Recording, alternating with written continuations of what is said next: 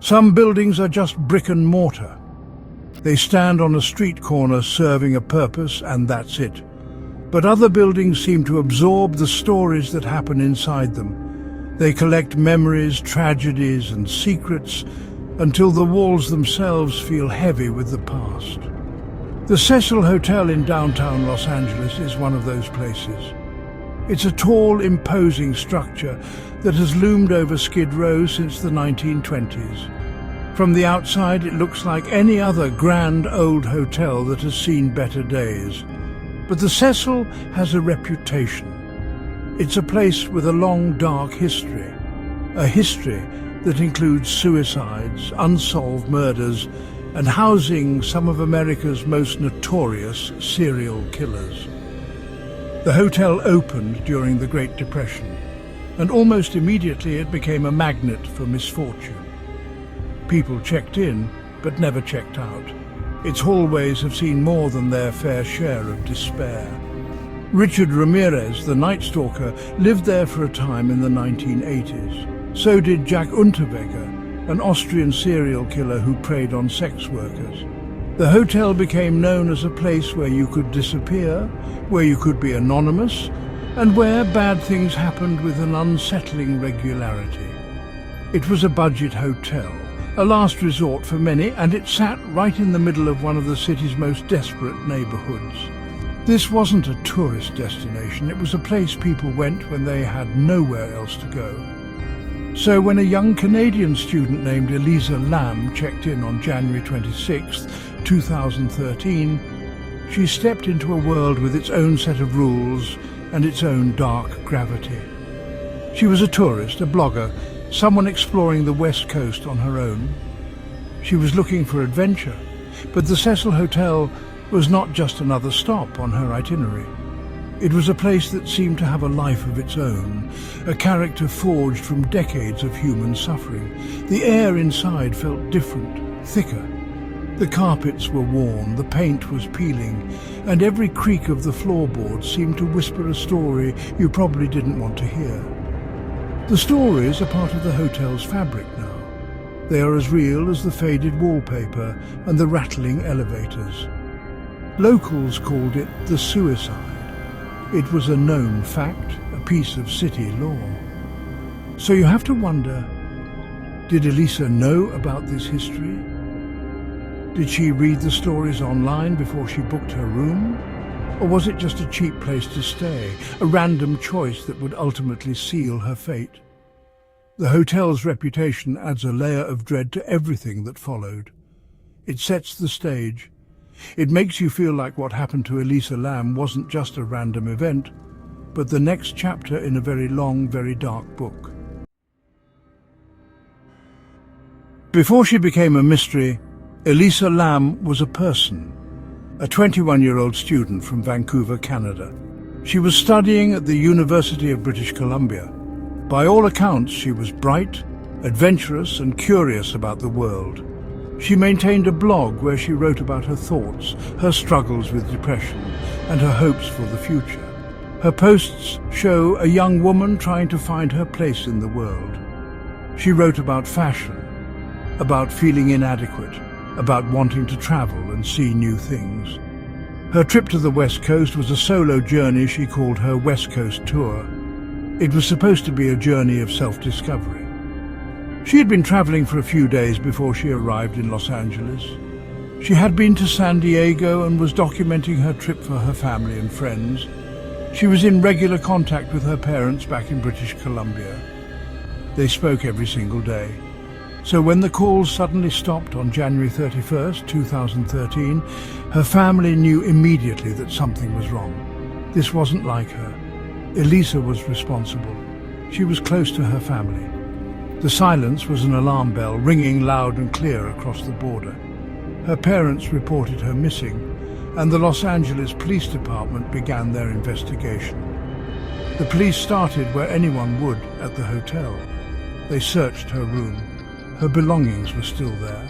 Her wallet, her identification, everything she would need to continue her travels was left behind.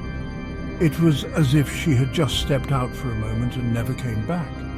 Hotel staff said they had seen her but no one reported anything unusual. She was initially staying in a shared hostel-style room, but her roommates had apparently complained about some odd behavior, so the hotel moved her to a private room on the same floor. What was this odd behavior? The reports are vague, but it's a detail that hangs in the air. This is the picture we have of Elisa, a young woman traveling alone, perhaps a bit lonely, but full of life. She had plans. She was looking forward to the next leg of her journey to Santa Cruz. Her blog posts reveal a complex inner world. She wrote openly about her battle with bipolar disorder and depression. She used quotes and images to express feelings that were hard to put into words. "You're always haunted by the idea that you're wasting your life," one of her posts read. This wasn't just a tourist who went missing. It was a person grappling with big questions, seeking connection, who walked into the Cecil Hotel and was never seen alive again. For 2 weeks, the investigation went nowhere. Elisa Lam had vanished without a trace. Then, on February 13th, the LAPD released a video. It was a piece of evidence so strange, so unsettling, that it turned the case from a local news story into a global obsession. The video was from one of the Cecil Hotel's elevators, recorded on February 1st, the day she was last seen. It's about 4 minutes long, silent, with a timestamp in the corner. It shows Elisa Lam's final known movements, and it makes absolutely no sense. It's a puzzle that people are still trying to solve today. The video begins with Elisa entering the elevator. She presses a whole column of buttons, not just one, but many. Then she waits, but the elevator doors don't close. They just stay open. This is the first strange thing. She peeks out into the hallway, looking left then right, like she's checking for someone. She seems cautious, almost fearful. Then she quickly steps back into the corner of the elevator, pressing herself against the wall, as if she's hiding from something or someone just out of the camera's view. Who is she hiding from? Or what? There's no one else in the frame. Then her behavior gets even more bizarre. She steps out of the elevator again and stands in the doorway. She looks around frantically.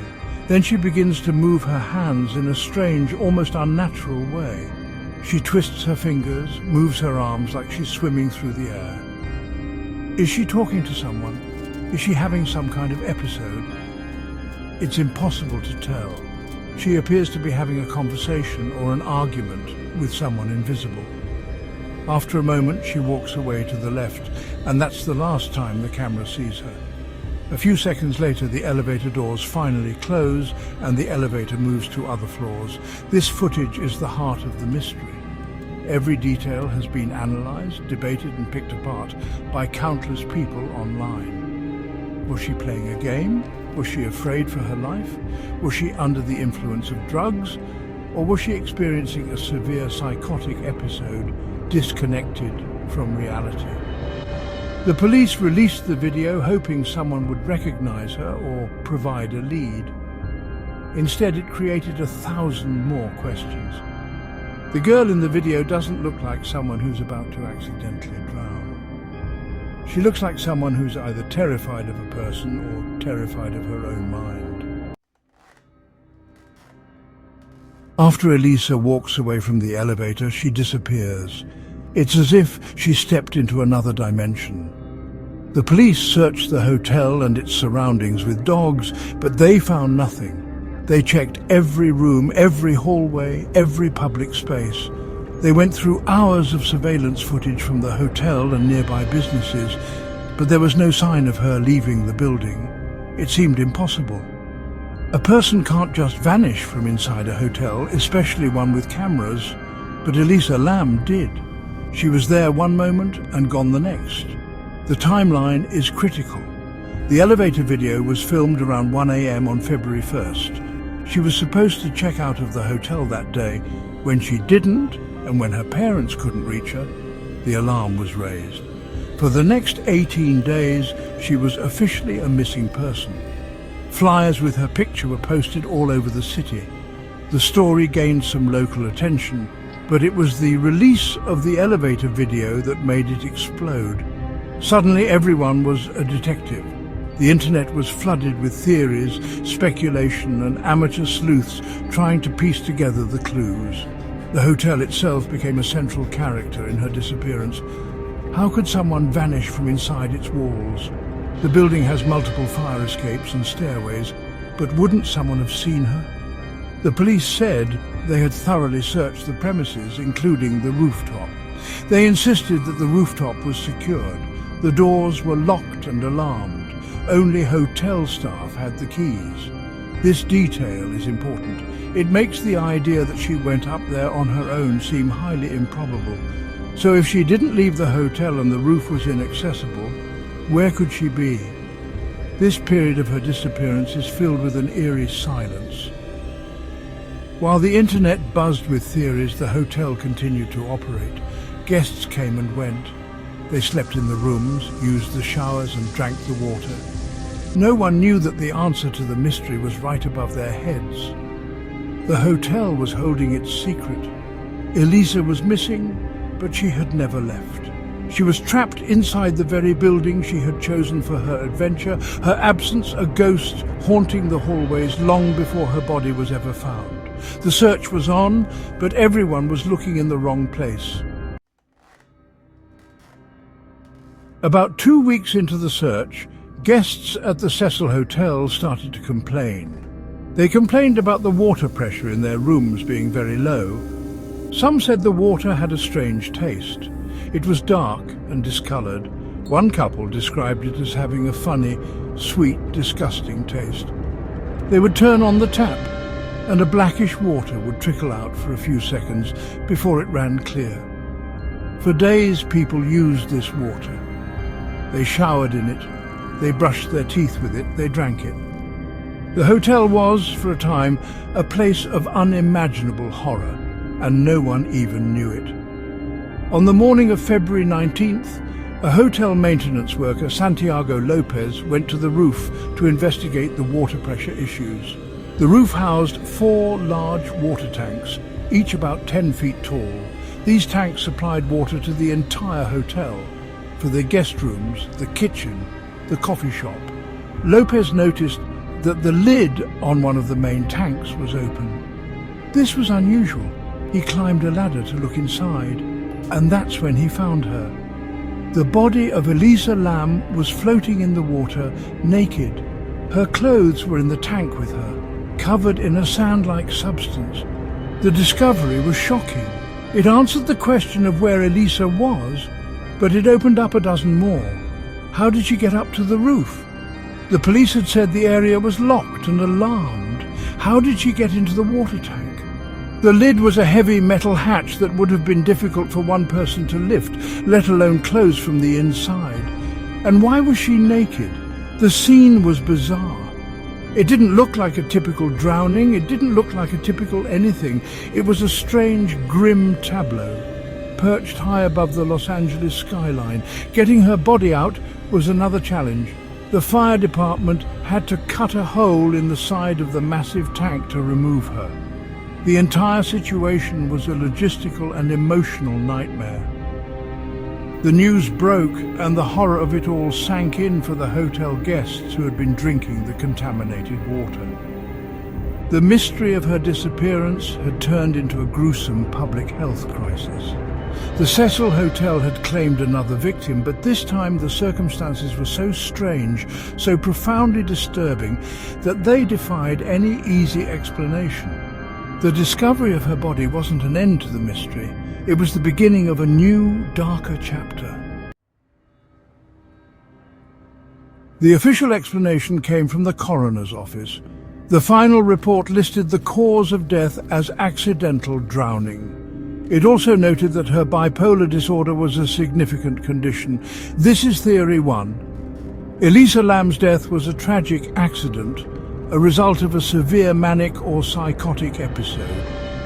Her family had confirmed she had been diagnosed with bipolar disorder and depression, and she was on 4 different types of medication to manage it. The autopsy found some of these medications in her system, but it suggested she may have been under-medicating or had stopped taking them altogether. This theory attempts to explain her strange behavior in the elevator. In a state of psychosis, a person can experience hallucinations and paranoia. They might believe they are being followed or are in grave danger. This could explain why she was hiding in the elevator and making strange gestures. She might have been interacting with people or things that weren't really there. Her perception of reality could have been profoundly distorted. The hotel moving her to a private room due to odd behavior seems to support the idea that she was not acting like herself in the days leading up to her death. From this perspective, her journey to the roof becomes a desperate flight from an imaginary threat. She might have believed the only way to escape was to go up. Maybe she found a fire escape or an unlocked door. Once on the roof, perhaps she saw the water tanks as a place to hide. In her disoriented state, she could have climbed the ladder, opened the heavy lid and gotten inside, thinking it was a safe place. She might have taken off her clothes to swim, or because of something called paradoxical undressing, a phenomenon seen in hypothermia cases where people feel hot just before they die. But this theory has holes, big ones. How did she get the heavy tank lid open by herself? And if she did, how did it end up closed behind her? The maintenance worker who found her said the lid was closed. Some reports later contradicted this, saying it was open, creating confusion. Also, how did she get to the roof in the first place if the doors were locked and alarmed? The hotel claimed the alarm would have sounded. Did it malfunction or was it turned off? The mental illness theory provides a psychological framework, but it struggles to overcome the physical obstacles of the scene. If you don't believe the official story, then you're left with something far more sinister. Theory 2, Elisa Lam was murdered. Someone else was involved. This theory argues that her fear in the elevator was real. She wasn't hallucinating. She was hiding from a real person who was just out of the camera's sight. Someone was pursuing her. This person could have been a hotel guest, a staff member, or a stranger who followed her into the building. The Cecil Hotel, with its transient population and location on Skid Row, was certainly a place where she could have crossed paths with a dangerous individual. This theory suggests that her pursuer cornered her, killed her, and then put her body in the water tank to hide the evidence. This would explain how she ended up in such an inaccessible place. A killer would have the strength and the motive to get her onto the roof and into the tank. It would also explain why her clothes were in the water with her. A struggle could have occurred. Perhaps the killer forced her to undress or removed her clothes afterward. The tank was a perfect hiding place. No one would think to look there for weeks, maybe months. The autopsy report, however, complicates this theory. The coroner found no signs of physical trauma on her body. There were no bruises, no cuts, no evidence of a struggle. Her death was ruled a drowning, not a homicide. There was also no evidence of sexual assault. So if she was murdered, the killer was incredibly careful, leaving behind no physical proof of their crime. This is not impossible, but it is unlikely. The police investigated, but they never identified a single person of interest. No one was ever arrested or charged in connection with her death. Still, the idea of a killer persists. Some point to the fact that the elevator video released to the public appears to have been tampered with. The timestamp at the bottom of the screen seems to skip or jump, suggesting that nearly a minute of footage might be missing. What happened in that missing minute? Could it have shown her attacker? Was it edited to protect the identity of someone? Without a suspect, without a weapon, and without clear evidence of foul play, the murder theory remains just that, a theory, a dark suspicion that hangs over the case, fueled by the many unanswered questions. When logical explanations fail, people often turn to the supernatural. And with a place like the Cecil Hotel, it's an easy leap to make. Theory 3 is that something otherworldly was at play, that the hotel itself, with its long and sordid history of death and violence, is a haunted place, that some dark energy or malevolent entity within its walls was responsible for what happened to Elisa Lam. This theory connects her death to the hotel's grim past, suggesting she was just the latest in a long line of victims claimed by the building. Proponents of this theory point to the sheer strangeness of the case. The elevator acting bizarrely, her unnatural movements, her disappearance into thin air, and her body ending up in a sealed water tank on a locked roof. It all feels like something out of a horror movie. In fact, her case bears a striking resemblance to the 2005 horror film Dark Water, in which a mother and daughter move into a creepy apartment building and are haunted by the ghost of a girl who drowned in the rooftop water tank. The parallels are so eerie that many believe it can't be a coincidence. This theory also ties into the hotel's other dark chapters: the unsolved murders, the suicides, the fact that serial killers like Richard Ramirez felt at home there. Is it possible that the building is a nexus of negative energy, that it preys on vulnerable people? Elisa, traveling alone and struggling with her mental health, would have been a perfect target for such a force. Her behavior in the elevator could be interpreted as her interacting with the spirit or being tormented by an unseen entity. It's a terrifying thought, but for some, it's the only explanation that fits all the bizarre pieces of the puzzle. Of course, there is no scientific evidence to support a supernatural theory. It relies on belief, on folklore, and on the human tendency to see patterns in chaos. But the story of Elisa Lam at the Cecil Hotel feels like a modern urban legend precisely because it taps into these deep-seated fears.